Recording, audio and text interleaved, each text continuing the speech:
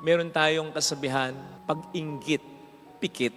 Kung dadagdagan ko yan, pag tayo'y naiinggit at tayo'y pumikit, isipin natin, bakit yung kinaiinggitan natin ang layo ng agwat sa atin? Baka naman, they are really doing and giving their best. Tapos tayo, petiks lang ng petiks.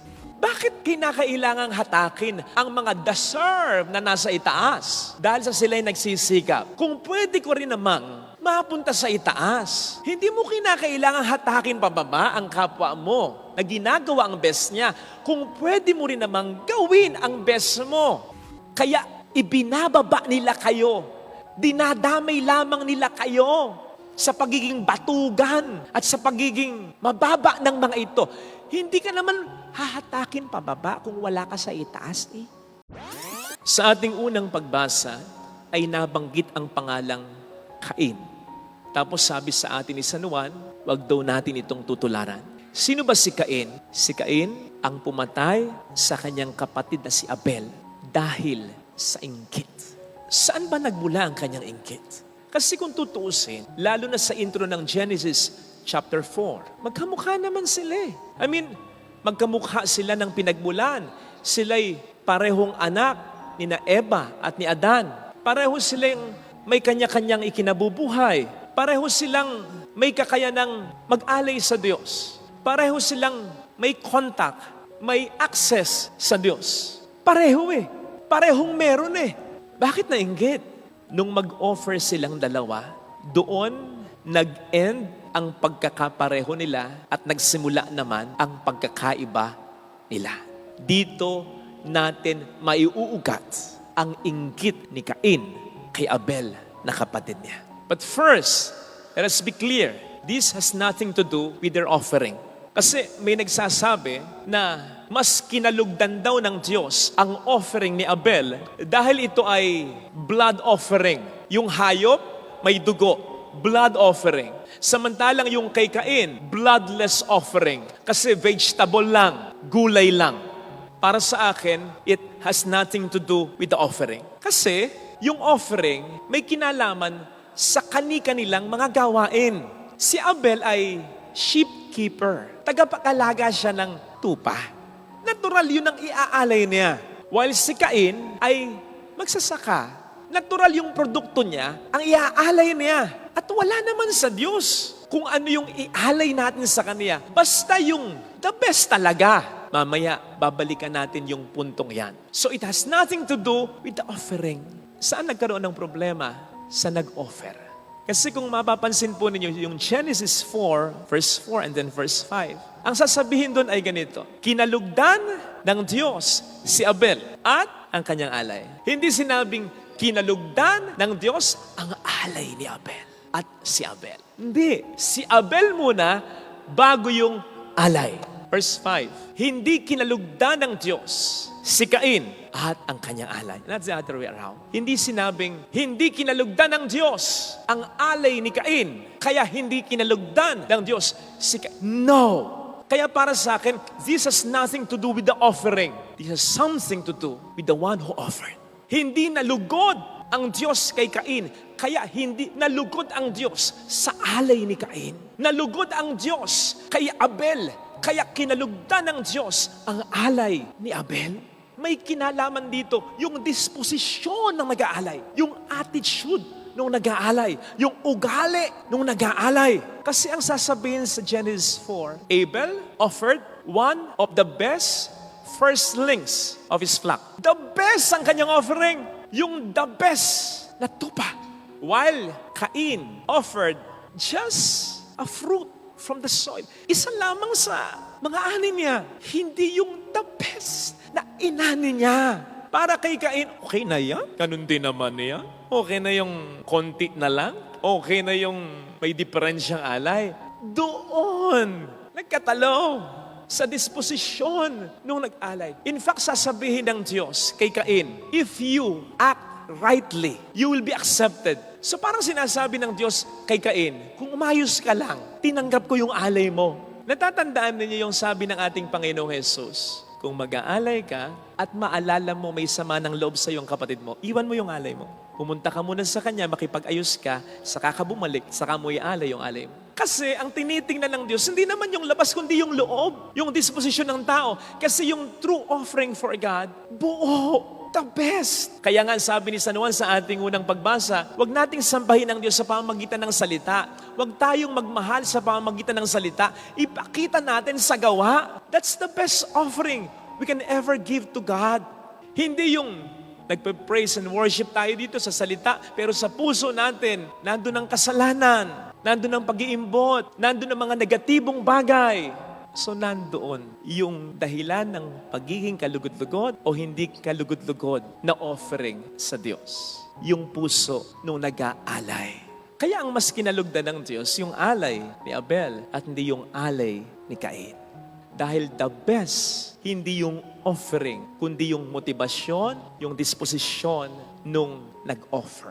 Ano po ang pupwede nating makuha dito? Kasi kung ang pagninilayan natin, yung punot dulo ng inggit ni Cain kay Abel.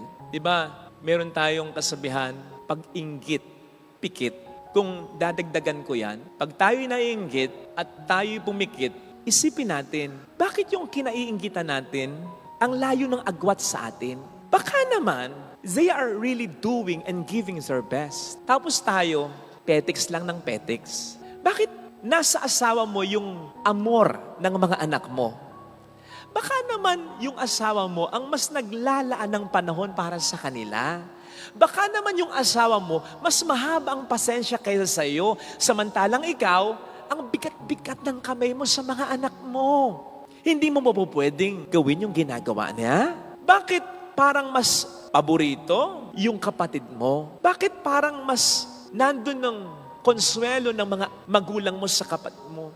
Baka naman, mas nagpapakatino yung kapatid mo samantalang ikaw, ang binibigay mo puro sakit ng ulo. Baka naman yung kapatid mo talaga nagsisikap sa pag-aaral samantalang ikaw pabaya ka sa pag-aaral. Baka naman yung kapatid mo talagang napaka-expressive, napakalambing sa mga magulang ninyo. Hindi mo po pwedeng gawin yon. Huwag mo sabihin magkaiba kayong dalawa. Hindi ba kayo po pwedeng parehong magsikap, parehong maging magalang, marespeto, mas mapagmahal sa magulang?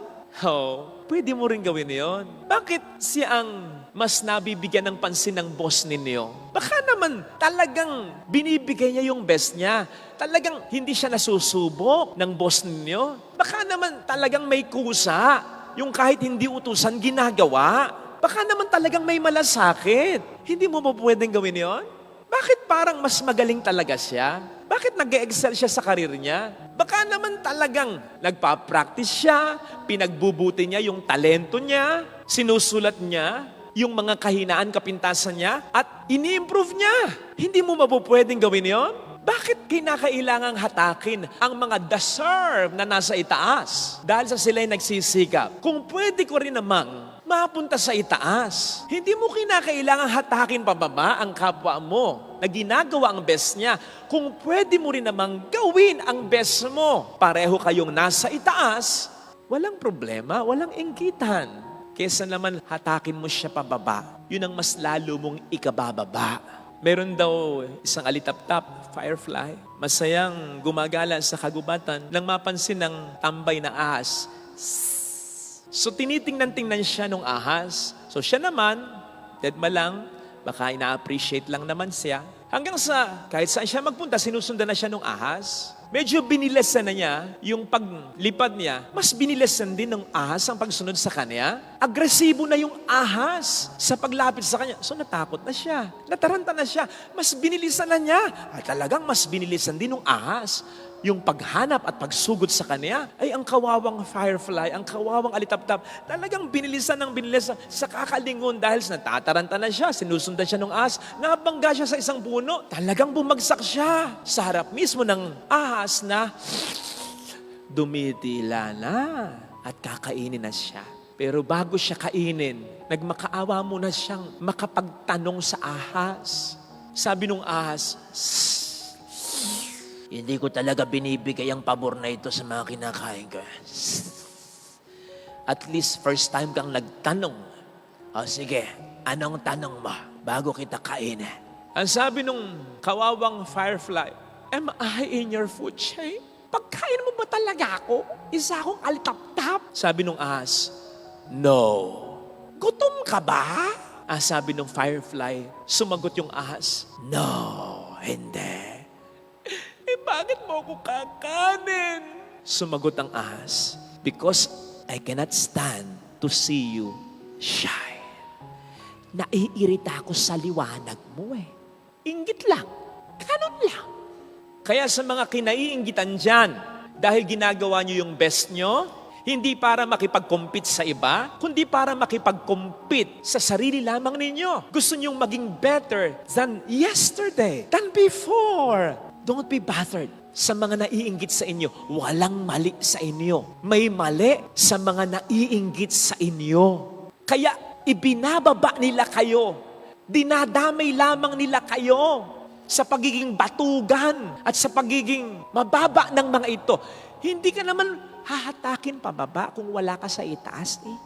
At hindi naman sila makapangahatak sa ibaba kung wala sila sa ibaba mo. Ibig sabihin, angat ka sa kanila, kaya hinahatak kanila pababa. That is why, anong sabi natin, huwag kang bababa sa level nila. Huwag mong pansinin. Huwag mong pag-aksayahan ng panahon. Ang gawin mo, alam mo kung ano? Mas palakihin mo ang agwat mo sa kanila. Mas palawakin mo yung angat mo sa kanya. Kumbaga sa agila, mas lumipad ka pa. Kung siya'y ahas, hayaan mo siyang tingalaing ka. O kung kinakailangan mong patulan, huwag kang bababa sa level niya. Hindi nga ba't ang ahas daw, para matalo ng agila, hindi naman kinakailangang bumaba ng agila on the ground para makipagsabayan sa ahas eh. Kaya nga huwag kang bababa sa level ng ahas. Ang gawin mo bilang agila, kunin mo siya, doon mo siya talunin sa itaas. Kung ano yung kinaiinggitan niya sa'yo, yun ang mas pagbutihin mo. Mamatay sa inggit ang naiinggit sa'yo. Pero, ingat ka rin ha, dahil batay sa nangyari kay Abel at sa alitap-tap, hindi lang pala nakamamatay ang inggit, pwede ring pumatay ang inggit.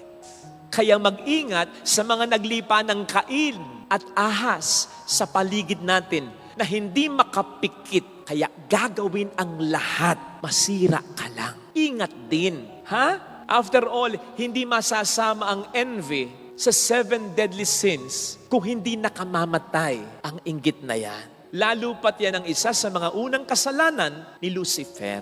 Nainggit siya sa Diyos. Kaya yung kanyang lucis, yung kanyang liwanag, nagdilim. Kaya't ang taong tumutulad kay Cain na naiinggit ay kampon ng Diablo. Lalo pat dahil sa inggit, panay na ang iyong panlalait at nag-iisip ka na rin ng paraan upang masaktan ang iyong kinaiinggitan.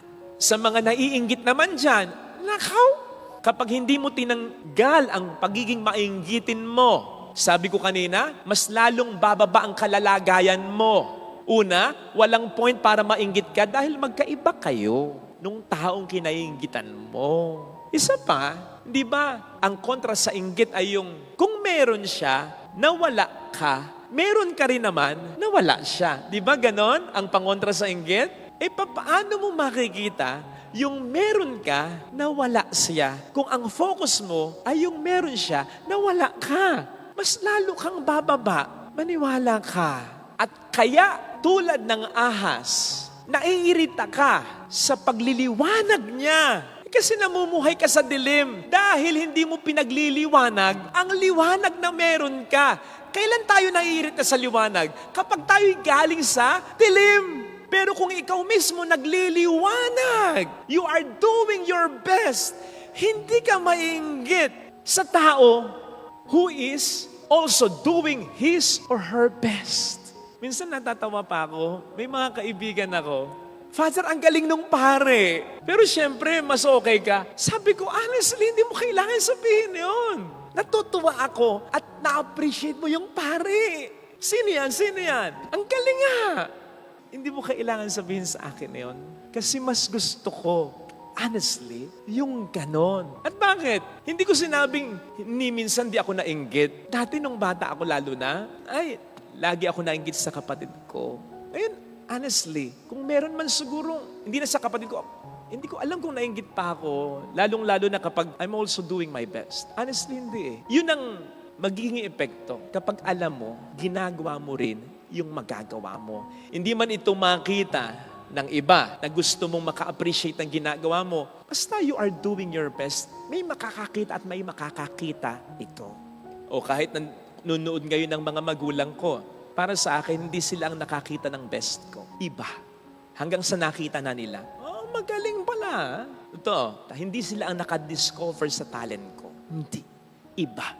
So kahit hindi nakikita ng mga taong iniisip mong at ina-expect mong makakita ng best mo, tuloy mo yung best mo. Kasi may mga taong makakakita na yan. Hindi po pwedeng wala.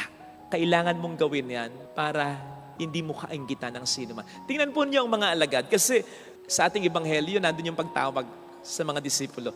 At one point, nagkainggitan ng mga alagad. Pero dumako sila sa point na ibinigay nila ang best nila. Saan man sila ma-assign, saan man sila mapunta, hanggang sa ibigay na nila ang buhay nila.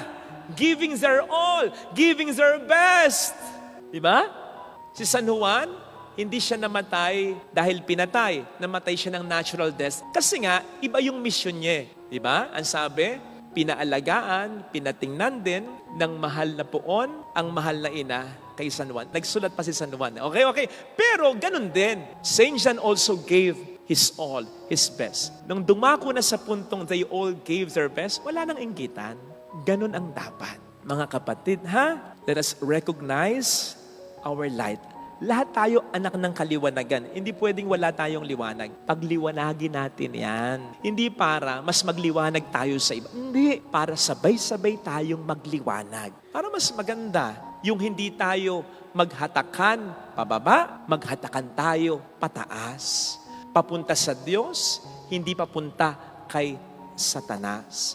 Sa kaliwanagan, hindi sa kadiliman. Marami ng opportunity, marami ng relasyon, marami ng buhay ang nasayang dahil sa inggit. Huwag na nating dagdagan. Dahil hindi tayo kailanman magiging masaya kapag meron tayong kinaiinggitan. Hindi na tayo magiging masaya pagharap natin sa Panginoon. Pwede pa tayong masisi. Kasi po pwede niyang sabihin sa atin, iba ka naman sa Kanya. May liwanag ka rin eh. May talent ka rin eh. Masyado ka lang nabuhay sa inggit, kaya namatay ka rin sa inggit. Mga kapatid, huwag sana tayong mainggit sa ating kapwa dahil pare-pareho tayong mahal at anak ng Diyos. Ito sana ang hiling nating biyaya sa banal na pagdiriwang na ito.